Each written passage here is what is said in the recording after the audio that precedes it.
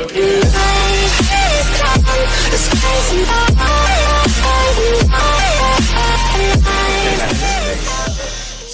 a lot of this is just going to be reviewed from AP1, so that's why I want to try and get through it just kind of quickly. But there is a couple of things that I do need to mention.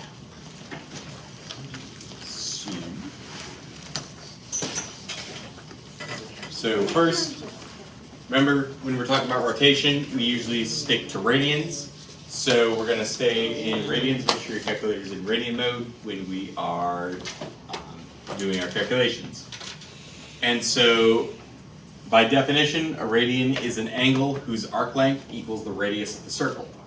So we end up with this equation. So basically we have the radius times the angle in radians will give us our arc length.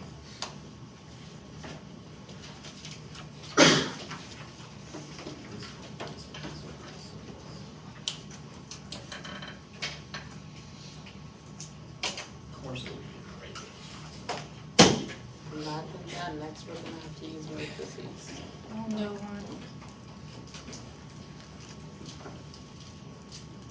I feel like I should disable matrices on this calculator and see what happens. I feel like that's a good plan. I feel like I should disable ARIA, and I was like, yes. Just do a no calculator test. What method are we thinking? Well, no, like with this calculator, you can put it in mode where you can actually From this part. Then you don't know about my other two calculators that I... Dude, the numbers thing does not work. Yes, it does. I pressed equal, and it just did the symbol without giving me an Is answer. that's what the equal sign, the equal sign is the okay. I literally don't like it. What? Equal sign is okay? That's who go.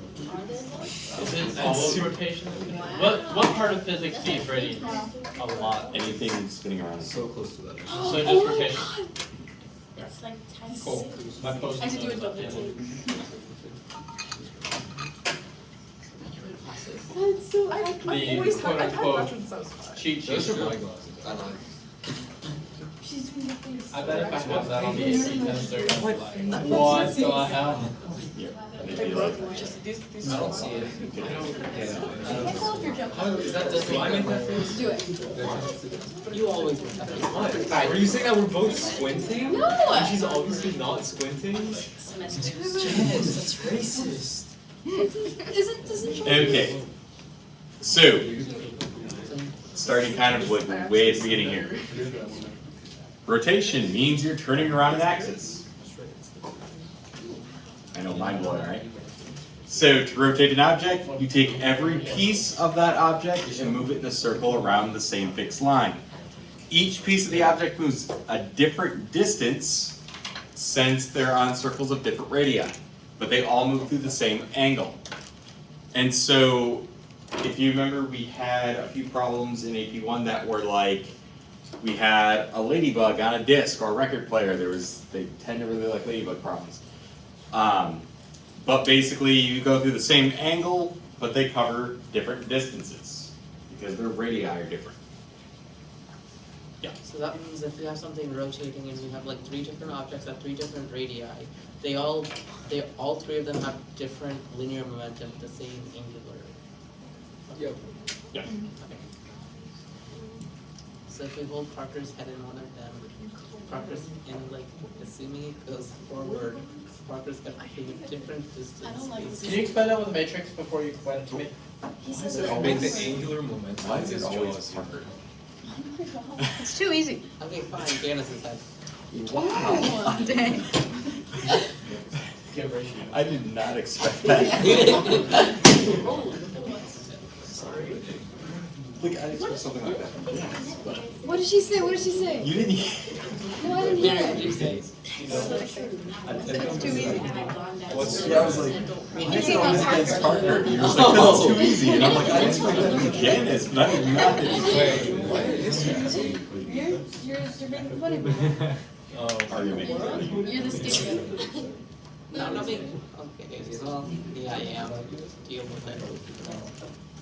we're having an I've been doing this for a while.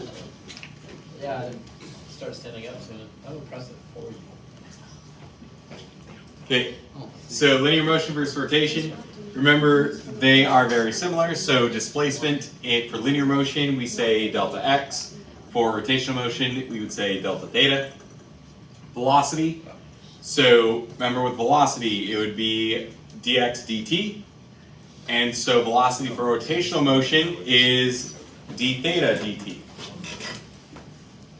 And we get one vote. My favorite vote. What is that? It is Oh my god. omega. What about the one for alpha? Omega and alpha.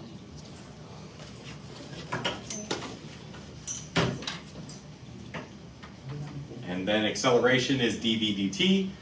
So for rotational motion, it's d omega dt. And that gives us alpha.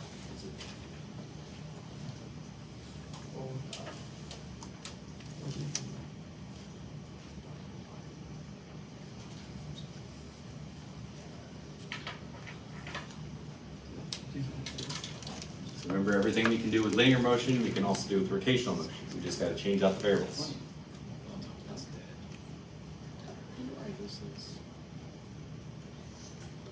See, that's why I expect some change. Or is that an A? Do Alpha. you want a charger?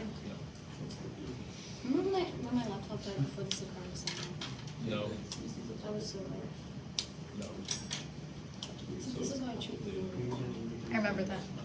Thanks, Ryan. You weren't even in there alone. Oh, your marker's got your spider Wow. Dang it. It was an elaborate plan. I masterminded it. I can't draw like a fancy alpha.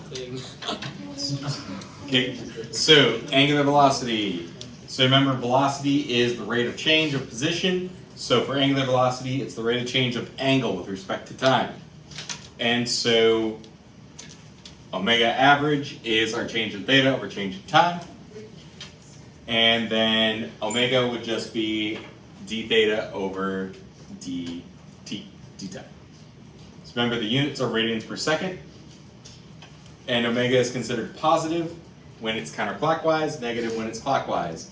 Because we all, by convention, we usually just say if something is spinning counterclockwise, because we're going from like quadrant 1, quadrant 2, 3, 4, we would say that would be counterclockwise, which would be the positive direction.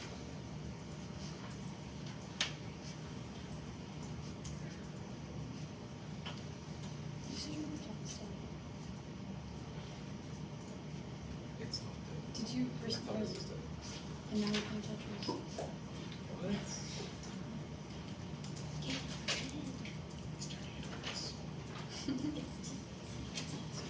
That's so, oh my gosh.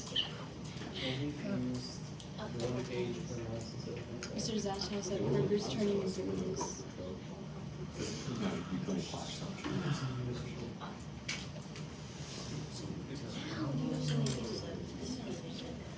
Yes, you put a flash. And he would connect it to the stupid speaker and pull out his pop mom's file.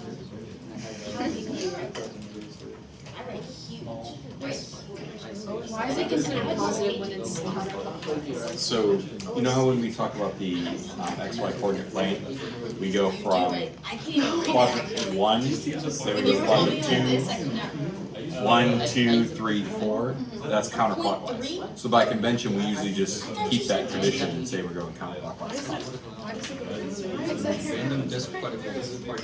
Maybe, since everything's like counterclockwise, maybe we should change the way clocks look. But then it wouldn't be called counterclockwise. It would be like counterclockwise. Then it would be clockwise. Yeah, why are clocks the standard? Math is better. It should be the standard. Quadrant wise. Oh, counter. So if you think of our XY coordinate plane, remember we have quadrant 1, then 2, 3, 4, so that's going around Wait, counterclockwise. I'm like missing half. So by convention, we just leave that tradition there. Also, are the pretzels flavored? So blocks, so blocks are I don't constantly finish moving them. at a bumble. Yeah. How could it not be AM, I think? I've been to a few books, so We that's what you take out the mode, we take out the rate, but we just have the Right, I know, I and we understand. have one mega motors, and we don't know how like parts of the block so we would that one big wumbo enough to saw through somebody's.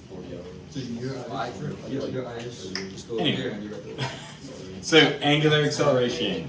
So remember, angular acceleration is the rate of change of angular velocity with respect to time. And so we get alpha average is equal to change in omega over change in time. And our angular acceleration is equal to d omega over dt. Units are radians per second. And once again, counterclockwise is positive, clockwise is negative. So far, nothing new. The only thing that's different from AP1 was we already know that if we take the derivative of position with respect to time, we get what? We get velocity. And if we take the derivative of velocity with respect to time, we get acceleration. Well, we can do the same thing with omega and theta. So that's the only addition. Is S radians? Oh, S in the first equation? Yeah. That's arc length. Arc length, So arc length is equal to radius times theta. which is radians. Yeah, has been radians.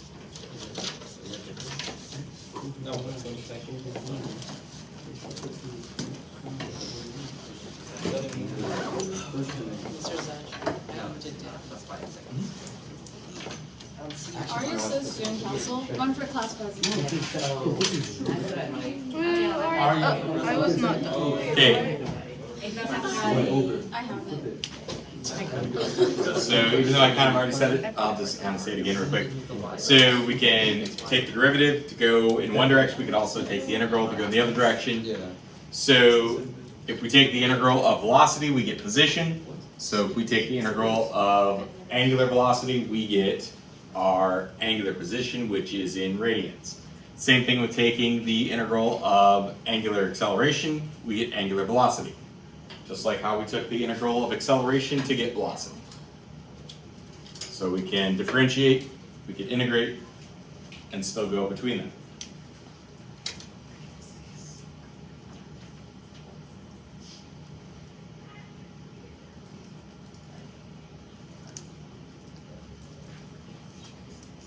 No one said the M word in 10 seconds since he's not.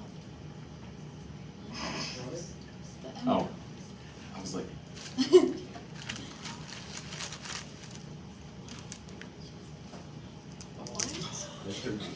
I thought you said N. No.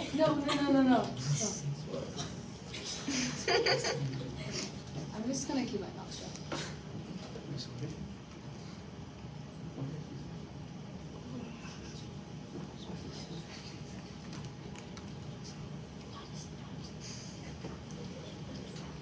so an example. We have an axle that's rotating with an angular velocity given by omega equals 2t minus 4, where omega is in radians per second and t is in seconds. What is the angular acceleration of the axle?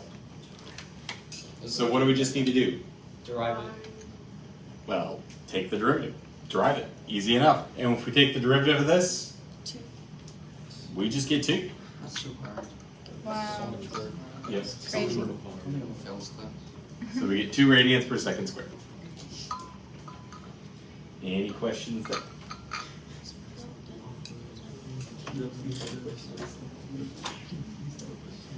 So, tangential velocity.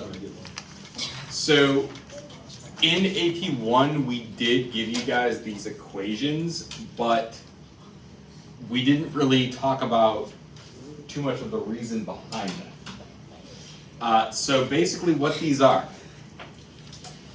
we know that every part of a rotating object is going to be going in a circular motion with that same distance as all the other parts. They're all going to go around the same amount of radians.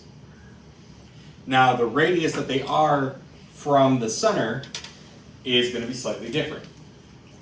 As long as we know what that radius is, we can figure out whatever the linear version would be, how much it goes linearly. So we call that tangential. Basically what we could do is if we take the radius of however far that went around, however big the circle is it goes around, times our amount of radians, that'll tell us how far it traveled linearly, which is our arc length. If we know how fast it's spinning, our angular velocity, multiply that by the radius, we can now figure out how fast it's moving tangentially. So what the velocity is linearly.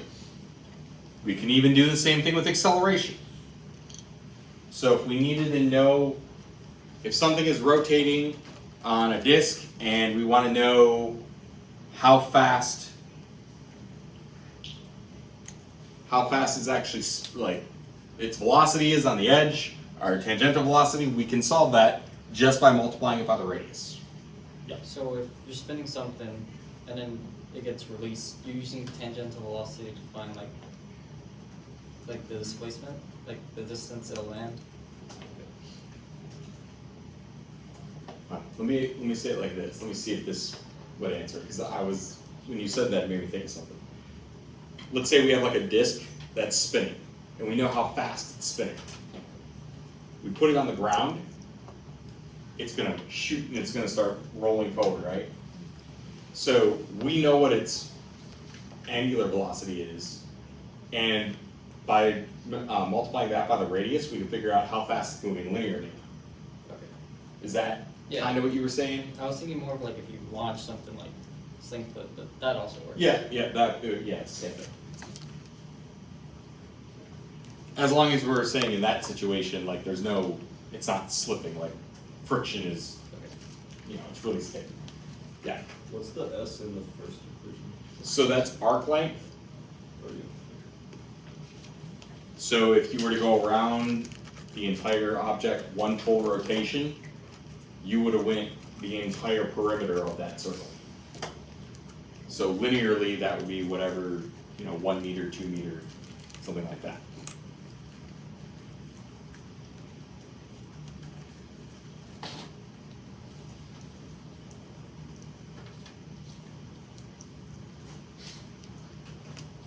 Okay.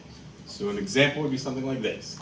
We have an axle that's rotating with an angular velocity given by omega equals 2t minus 4, where omega is radians per second and t is in seconds. If the axle has a radius of 5 centimeters, what is the tangential speed of a point on its surface at 3 seconds? So we're looking for the tangential speed. Well, right now we have the equation for angular velocity. Well, how can we find the angular velocity at 3 seconds? Plug in 3. Well, we can plug in 3. Easy enough. If we plug in 3, we get 2 radians per second. So we know how fast it's spinning angular. So we know that's angular velocity. Now, since we know the radius, if we were to multiply our angular velocity by the radius, what's that going to give us? Tangential speed. So we could do that, but there's a problem. What do we got to do first? Convert to meters. Convert to meters. So we got to convert that centimeters to meters, so we get 0.05. Multiply that by our angular velocity, and so our tangential velocity is 0.1 meters per second.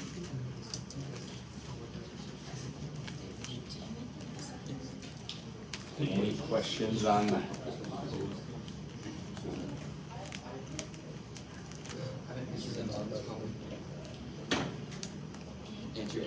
Oh, yeah.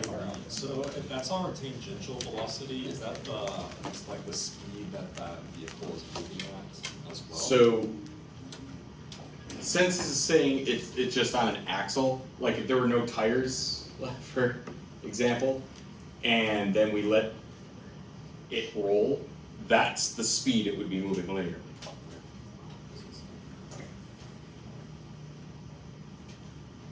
Yeah. So angular velocity is just how fast the angle is increasing? Or Yeah, no, from like like how much it spins per second. So it's in not really radians. like a pendulum where it's, or not a pendulum, but It's pretty good.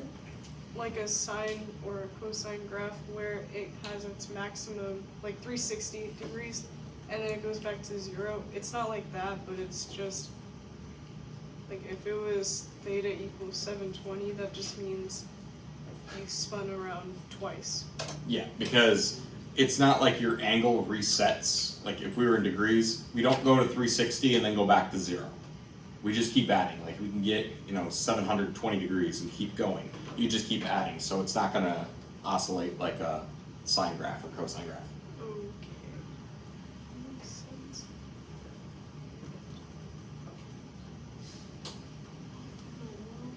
Okay, so remember, since everything is interchangeable, then we can use the kinematic equations, everybody's favorite things, and we can get rotational versions of them. So as long as we have constant angular acceleration, remember, we can only use the kinematic equations when our acceleration is constant. So if our angular acceleration is constant, then we can use the kinematics with rotation.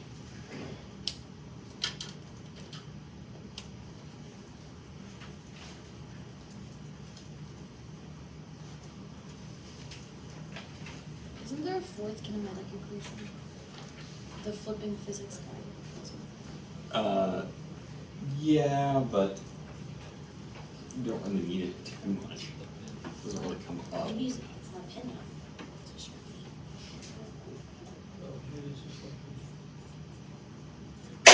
Oh, that's good.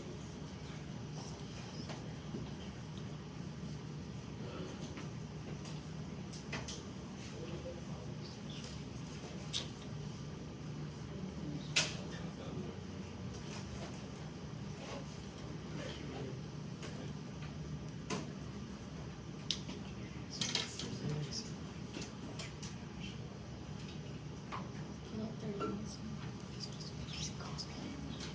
Did you have to do this?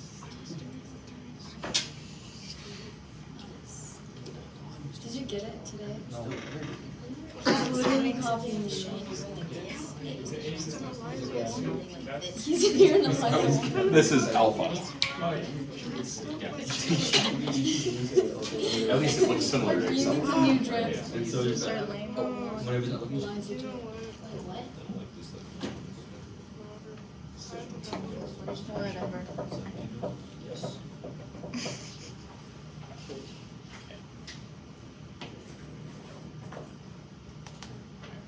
So here's an example. We have a turntable initially rotating at 400 RPM.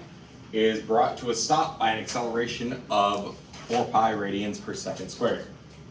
How many revolutions did the turntable go through before stopping? So, first thing, we have 400 RPM, which is what? Radians. Oh, rotations per. Rotations per minute. Yeah. What do we need to do with that? Convert it. Convert it to what? Seconds. To seconds and Radians. radians. So we need to convert that first. So one thing we can do, everybody's favorite from chemistry, do some dimensional analysis. We did this in engineering. So 400 revolutions per minute. There is 60 seconds in 1 minute. 2 pi radians in 1 revolution. So we get 40 pi over 3 radians per second when we convert it. Because remember, revolutions cancel out, minutes will cancel out, and so we're left with radians per second.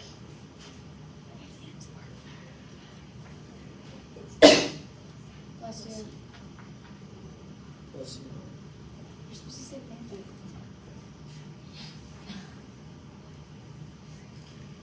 Okay, so now we have our angular velocity. So now we can use one of our kinematic equations. Which one do we want to use? Third one. So if we use the third kinematic, we have omega final squared equals omega initial squared plus 2 alpha change in theta. Well, what do we know about omega final? It's 0 because it comes to a stop. So that goes away. So we can move omega initial squared to the other side, so we subtract both sides, and we can plug in, well, we could do some rearranging because we're trying to figure out how many revolutions. I actually just rearrange it a little bit.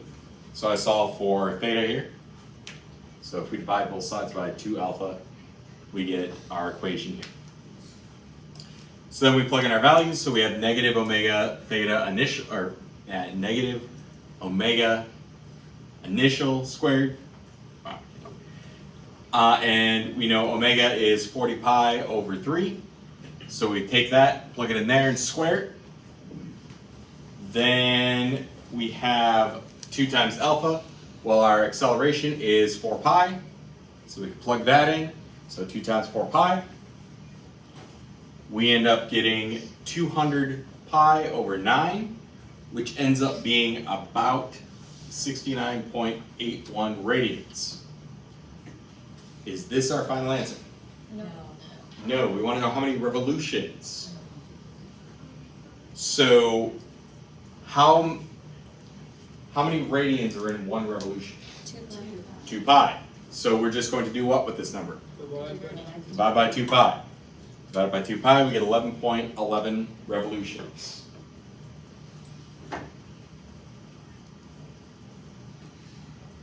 Any questions there?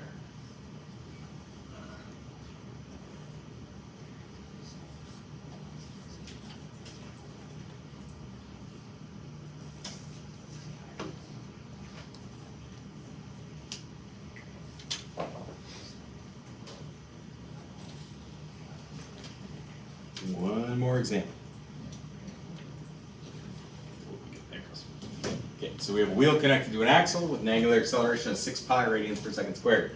If the wheel has a radius of 24 centimeters, through what distance does a point on its edge travel between 0 and 4 seconds? So we can use the second kinematic equation here. So we have our change in radians is equal to 1/2 alpha t squared. So we know what our angular acceleration is 6 pi, and 4 seconds passed. So we can plug those in, and we can get how much change in radians there was. So there's 150 radians.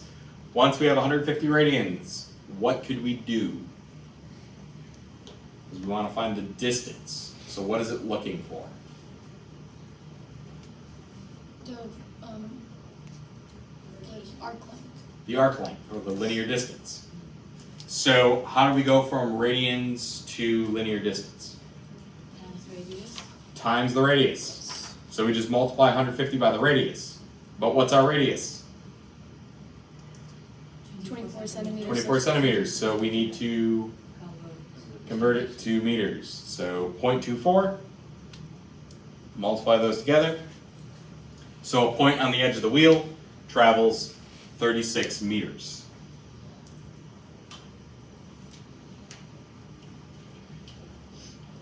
Any questions there?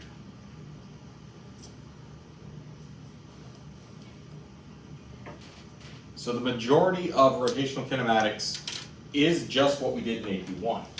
The only difference is you may be given a function and you might need to take the derivative of it, which we did at the beginning of the year, and so it's nothing new or anything like that.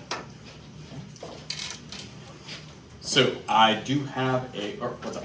I was gonna ask, like, our unit test will have those, like, inertia, like, deriving from. It's not going to have the deriving on it. Oh, okay. If anything, I'm going to give you like one of the inertia equations and have you use it, Yeah. but yeah, I'm not going to have it. Okay, so I do have a practice for you guys. What about on an